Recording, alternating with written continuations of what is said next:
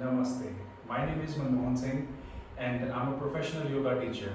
I can explain you about the anatomy of the body with which you can create very good understanding that how the different yoga practices can help you to attain good health. So we always focus in different perspective while we practice different yoga asanas. But during the practice we always use this beautiful structure which we call our human body. So to use this body, to use this tool to its full potential, we need to understand the anatomical structure and how different functions are providing us to give optimal health. And in relation to your yoga, you can relate everything that if you're doing any kind of particular yoga practices, how that practice is keeping you healthy. So, can you please give me the background that can you introduce yourself in such a way that what is your background, how many years you have been spending in yoga and anatomy and understanding the body structure?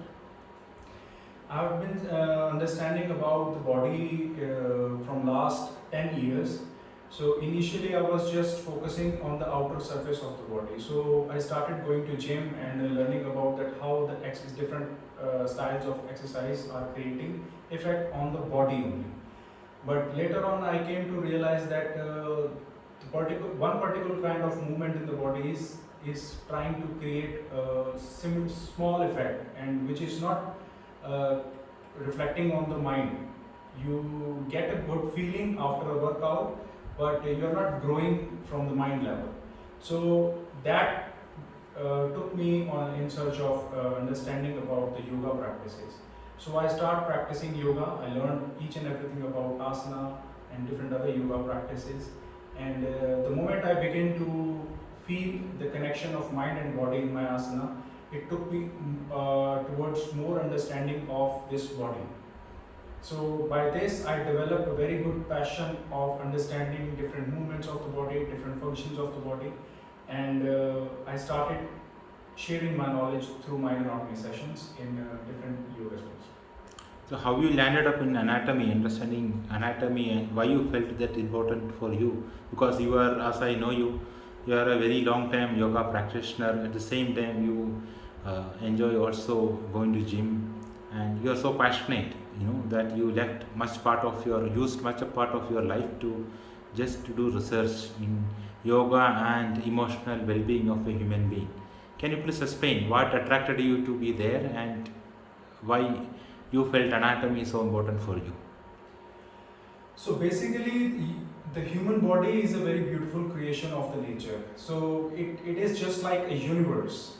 So in universe we have different stars, planets, and everything. And similarly, in our body we have multiple kinds of cells and different organs, different systems. All are working in coherence to each other and providing us a very good functional body. So my curiosity starts at a very early age when I was exploring my body through movements, different kinds of movements. I was looking after that if my body is moving into particular kind of direction, what is the effect being generated on the internal organs? So by this way, I delve into more deeper knowledge. I want to explore more other aspects of the anatomical and physiological part of the body. So by this way, I developed a passion about the understanding of human anatomy. Acha. So then what is the need of understanding or studying anatomy because you explored anatomy and especially in relation with the yoga practices? So understanding about anatomy is very much crucial thing when if you want to develop an insight about yoga practices. See, if you are not able to understand that how a particular asana is capable of providing you good health, which body part is moving in which direction and creating and able to create a particular effect on the health, on the body, on this structure here, you will not deepen your knowledge of the asana. You will be just doing dancing and doing circus on the mat. So to develop a good understanding of the body, you need to understand the anatomical structure, how the body is created and how it is functioning. And with the help of different asanas and other yogic practices like cleansing techniques and all, how you can take care of this in a healthy manner.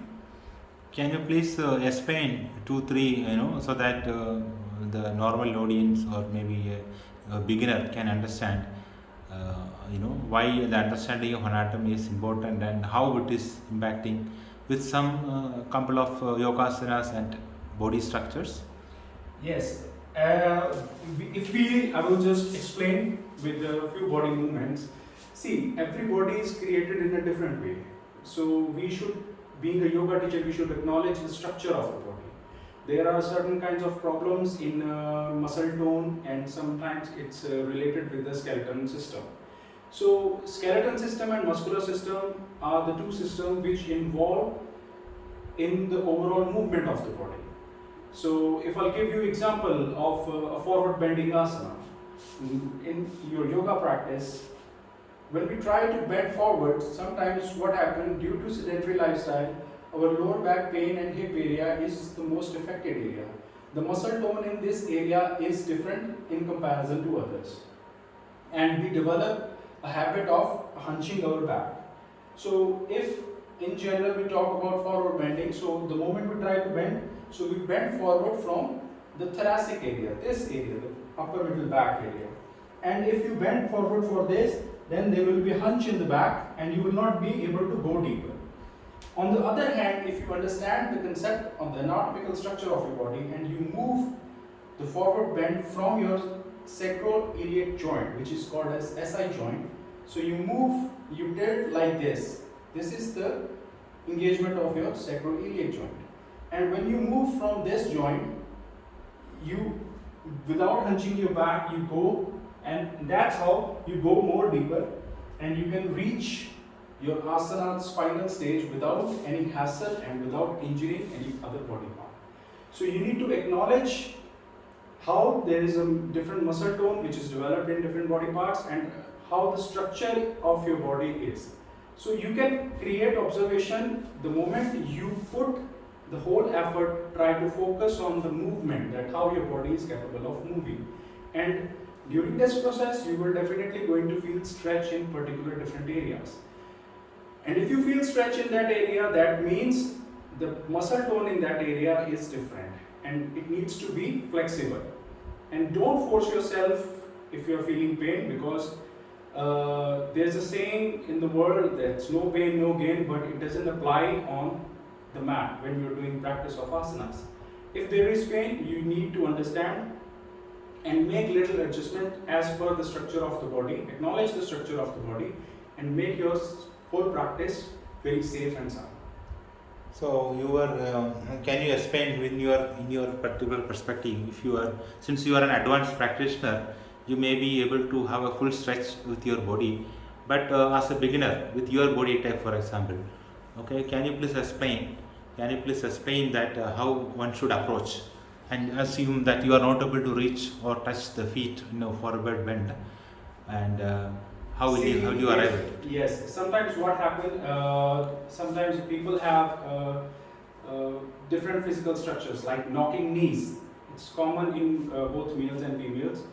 The structure can be defined as. Can you explain what is knocking knees, for example? Knocking knees is when your knees, they both touch with each other. Knocking knees is like this structure. So the thighs will be more towards the center, the knees will be more towards the center, then further your calf, this structure of the body, it will be like in this shape. So the legs form this shape.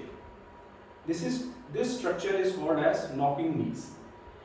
So the moment, if the person is having this kind of body structure, the moment the person will try to bend forward, there will be extreme pressure on the knees.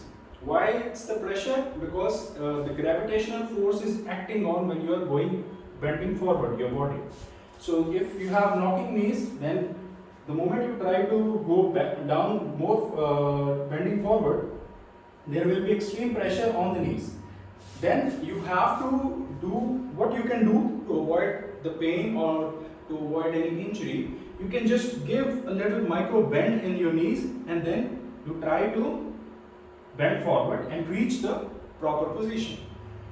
If you make little adjustment in your body, still you will be able to get more benefit. Why? Because sometimes what happens, if we take the example of forward bend again, so bending forward requires the engagement of your lower back, your glute muscles and the hamstrings. Sometimes what happens, we have, due to our sedentary lifestyle, our hamstrings are so much tight, and the moment we try to bend forward, we feel lots of pressure in the hamstring area. But still, our glutes and lower back, they need to stretch properly. So you can micro bend your knees like this. You can micro bend your knees and you can go forward bend, perform the position, feel the good stretch in your lower back area and your glutes. And if you are able to hold this position with the micro bend in your knees, then it will be very much beneficial for you, because eventually the tension from the lower back and hip will be released, which in turn provide you good flexibility in the hamstring also. And would you be able to also tell me few 3-4 basic problems or structural because everybody is unique. So for example, knees have a different things. Sorry, elbows have a different shapes, or maybe some people have seen the flat feet. So what are the few adjustments one have to do, and would you be able to explain me in technical terms and in practical terms? Yes, the fat feet is another problem. See, the arch of your feet is designed to provide balance to the body. And if the person is having a flat feet, it's a physical challenge for them to maintain balance in all those asanas. Can you just show me what is the flat feet? So, fat feet is this arch here. It's not present in the person who is having flat feet. We have this arch here in our feet. So this arch is not there in the person who is having the flat feet. So how you can build this arch or you can create an effect with which they can have this arch. So the moment you lift your toes up while standing, you can see if I'm lifting my toes like this, so the arch is getting deepened more. So if a person is suffering from flat feet, you just ask the person to lift the toes up. It will create an arching effect in the feet with which they will be able to balance in the balancing postures. Can you show me one posture with that movement? I'll give you an example of tree pose. So if the moment, because this posture requires a lot of focus and attention, and you are try to balance your weight on one feet. So the moment we are putting our focus on our feet, the center of the feet, we will be able to balance easily. But what happens with the person having flat feet, because of the deformity, the balance goes like this. So what they can do, they can just lift the toes up and then they can balance easily. Okay, so just lift the toes up and then you go to the tree pose. Yes, or any other balancing postures. And then this, because you are now explaining so many micro variations that one have to do. So how do I know that I am the right teacher who have all this information? Because I have been with one teacher and they were instructing me to go perfect, never bend my knees. I have to reach the position with the straight knees and things like that. I don't know whether that is the right thing. And how do I know that I am the right teacher? So see, your right teacher will help you to understand the structure of the body. If you have any kind of limitations in the body, the teacher first explain you about how your body is going to respond to that particular asana. If you are having problems in your back, then the person will help you to understand that what is the problem in a particular area and what kind of asanas will help you to overcome that. And on the basis of that, the person will design the whole scenario, the whole list of asanas for you, with which you can first gain balance. By doing those asanas, you can strengthen the particular body part, And when your body parts get strengthened up, then there are less chances of you to get injured. So slowly acknowledging the body, understanding the requirement of the body, and planning your list of asanas accordingly, and practicing the asanas to strengthen the weakened areas. And after that, you can deepen your practice by focusing on the whole series of your asanas. So how do you ensure that in your yoga school, where which you are participating in Oceanic Yoga School, how are you ensuring that because are you going to teach or look into everybody's body before they starting yoga practices and giving some guidance before they getting into yoga postures, or how do you approach that? So here at Oceanic Yoga, we explain each and everything starting from during our anatomical section. We start from what is the requirement, what is the purpose of anatomy. We explain each and everything. Then we try or help the students to understand their body better in a very decent manner. So first, it's the introduction to your body itself. The moment you get to understand the concept that how your body is formed and what are the limitations of the body, you can see the difference while practicing, because you are using certain knowledge while learning yoga. So it is a very good habit to create. If you create the neural schema of this way, then you can organize your classes for your students also, because after completing the TTC, most of the people, they opt for being a teacher. So to become a good teacher, you need to understand few things about the anatomical structure, the instrument which is our body, and how the body reacts to different kinds of movements. So as we talk about the anatomical structure, asanas are the movement. First we explain about each anatomical structure of the body, talking about different systems of the whole body, starting from the skeleton system, talking about the muscular system, and these two systems are majorly involved in the movements. Then further we explain about different other systems present in the body, because if you don't know how to breathe properly, then you will be lacking knowledge, then you will not deepen your knowledge of asana, because the breathing is related with your respiratory system. And trust me, if I'll give you one example, we only use 30% capacity of our lungs, and we expect to achieve higher consciousness. So you need to understand that how to achieve the full capacity of your lungs, what are the procedures for that, and similarly, what are the problems related with your digestive system, how the yogic practices can help you to enhance the quality of your digestive system. So the life force, the prana that we talk about, it is very much related with the breath and the food that we eat. So if these two systems are not working properly, then you will not be able to enjoy the full benefits of good health. So in the anatomy session in Oceanic Yoga, can you please give me a few major areas you are covering, or head the topics which you will be covering?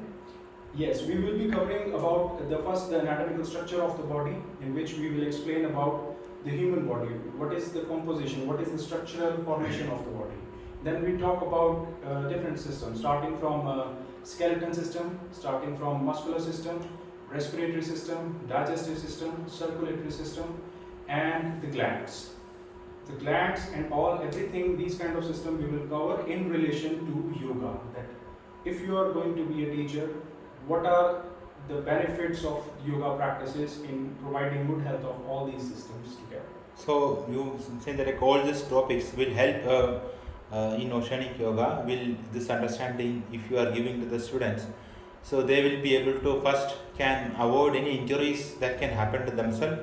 Second, they can also understand other people's body, so that when they teach others, they will prevent or support other people from not having any injuries. Am I right? Yes, it's very much right, because the moment we understand the concept of anatomical structures and physiology of the body, we deepen our knowledge of this whole structure here, and we understand that how to use it in a better way. So the requirement of understanding about anatomy is very much relevant in context to other yoga practices. So it's a very good part of developing your knowledge about yoga, and it will also deepen your knowledge about how to safely practice all the yogic practices, and even if you want to delve more deep in any kind of practice related with the yoga, so you can plan accordingly and you can execute it safely. So now it is so strange to know that I was going through some online data. I came to know that more than 5% of the injuries which are happening due to exercises in America are happening due to yoga. Yoga is supposed to be giving health to body, mind, and also for spiritual growth, and it is creating injuries, and it is so strange. So, how do you? What is the reason? Can you please give some insight on it? Here in Oceanic Yoga, first of all, we try to teach people that you need to understand the difference between you and the other person standing on the mat. So if you are practicing in a class, it's not about doing movements with ego. There is a difference between the experience level of a person.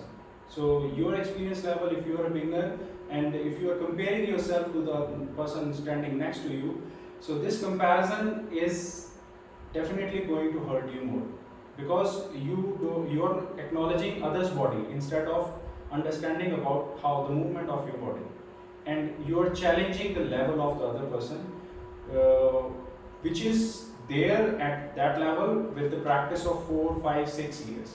And that's why we teach here, don't compare yourself, acknowledge yourself, understand the concepts clearly, and practice on your own. So individual attention is given to all the students, so they can advance in their practice easily without getting injured.